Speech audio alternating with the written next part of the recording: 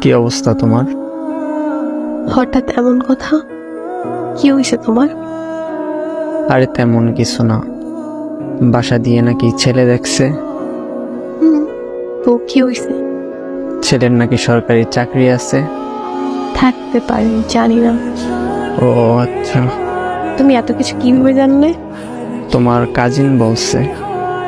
ও আচ্ছা, এইসব খবর ও ভালো রাখে।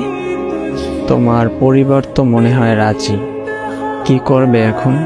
আমাদের সম্পর্ক কি এখানেই সমাপ্তি? এই শোন, বিয়ে আমি করব, আমার পরিবার না।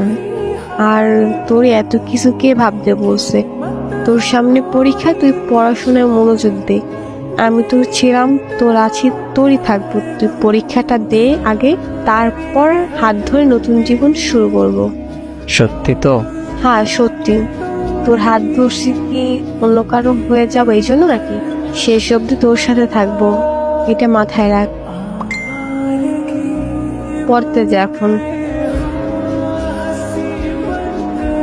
আচ্ছা।